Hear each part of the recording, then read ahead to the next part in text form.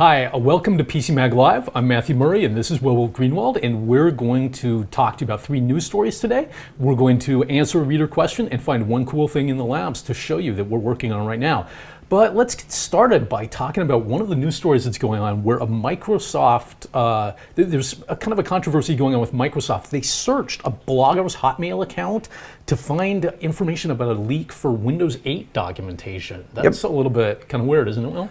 It's a little weird on the surface, but Hotmail is Microsoft's thing. This guy was a former Microsoft employee, and it says in the EULA that they can actually spy on your email on Hotmail. And I wouldn't be surprised if Gmail had a similar thing buried in its legal agreement. And because it isn't necessarily a litigious issue, it just basically says, okay, if you're using our service, these are our terms.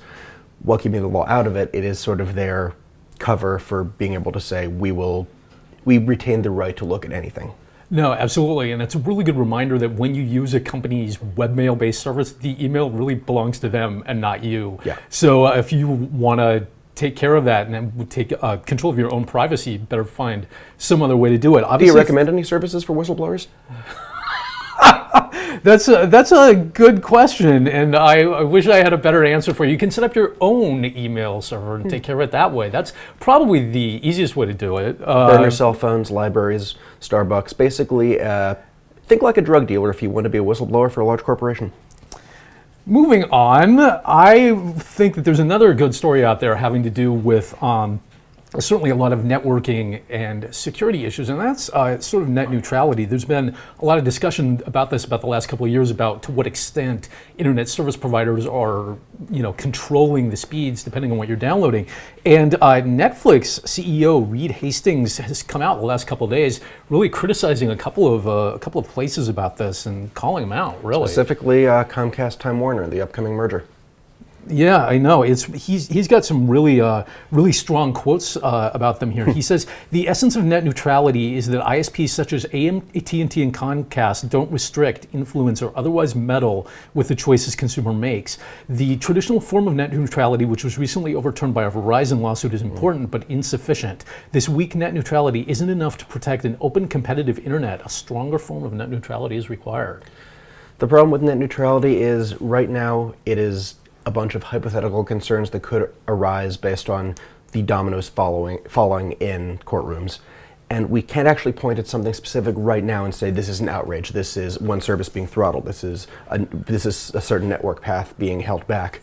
But these are inroads that providers are starting to make legally to defend it, kind of like adding the EULA in Hotmail to say we'll spy on you. Exactly. I was just thinking about that same thing. The problem here, though, is it's a little bit hard to set up your own internet service provider if you don't like what one of them is doing to the speed when you're watching a movie on Netflix or Amazon.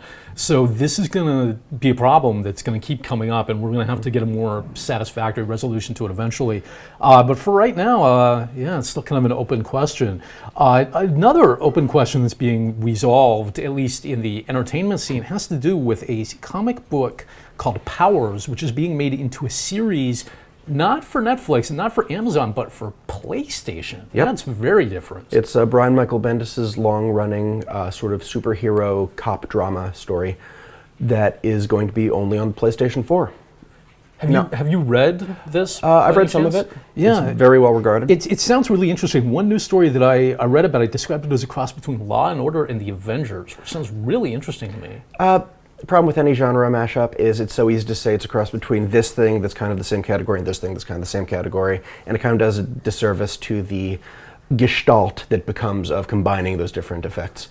It's superheroes with ex-superheroes who become cops and just law enforcement and emphasizing drama like a lot of really good long-running stories of this same type go, like Walking Dead becoming a great series and a great adventure game. Absolutely. It sounds fascinating, but what's even more interesting to me is that it's debuting on the PlayStation of all places. Yeah. I mean, with certainly the Xbox and all of the new media forms that are coming out there, I wonder if this could be the next Netflix, the next network that's on consoles that lots of people have. Well, Sony's an interesting case for that because Sony also owns Sony Pictures, and it's a whole Sony network of entertainment. And currently on the PlayStation 4, there is Sony Video Unlimited and Music Unlimited, which is their own ecosystem for buying and renting content.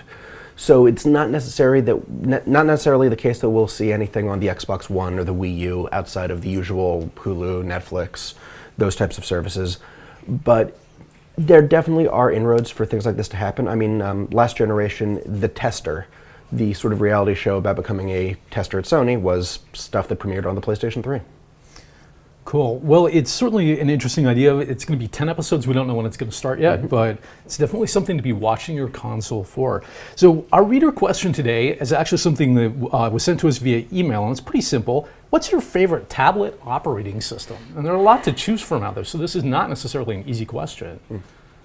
Newton.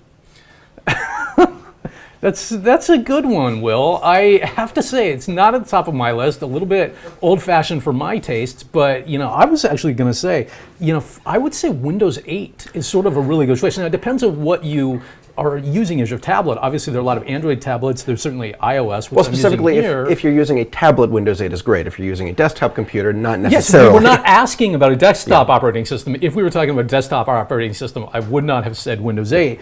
But for using tablets, I've used like the Microsoft Surface that we've had in the office and a few other ones. And I certainly think Windows 8 is a great choice for that. But again, it depends on how committed you are to the PC ecosystem. And if you care that you can move files between your PC and your tablet, and who knows, maybe even your Xbox. And if that's important to you, that's a good choice. If not, it really depends on personal taste, I think. Certainly iOS is a lot better if you care about the easy to use lockdown aspect. If you want more freedom, Android might be a better way to go. I think in general, Android is simply the most powerful one with what users can do because it is incredibly hackable without a whole lot of effort to make it hackable. iOS is the most locked down, and Windows 8 is kind of in the middle. Yeah. Okay, so let's move on to our one cool thing, which today is the ControllerMAX. Yes, this is previously called the ChronusMax, and it actually still says it on this. It is a $60 USB stick that lets you connect nearly any gamepad or controller to nearly any system. For example, I tested this the other day with a DualShock 4, which is my favorite gamepad at this point because it feels great, with the Xbox One, and it works fine. It can support a Bluetooth dongle or wired controls, though I haven't gotten Bluetooth to work quite yet. This is definitely an enthusiast piece of equipment. I mean, it supports programming. It's something you won't even see outside of gaming enthusiast websites and like boutique shops. This won't probably show up in Best Buy anytime soon. But it's a very interesting little device that lets you hack and play with a ton of different control options for your favorite system. And the price of that is what, about $70? 60 actually. $60? Oh, well, that's even better than I thought. That's great, especially if you have a lot of different consoles and stuff. Could be a really good way to go. Yeah, it doesn't work with Nintendo console, sadly. You can you can hook up the Wiimote and Wii controllers, but you can't necessarily plug in, say, a USB N64 knockoff controller to your Wii U for those games, which is kind of a shame. Well, you can't have everything. Will the review of that be going up on the site soon? Soon, yeah. Cool, good to hear. Well, be sure to check back on PCMag.com for that review and for all the latest tech news and other happenings in the technology world. Thanks for joining us today. We'll see you again on Monday. Have a good weekend.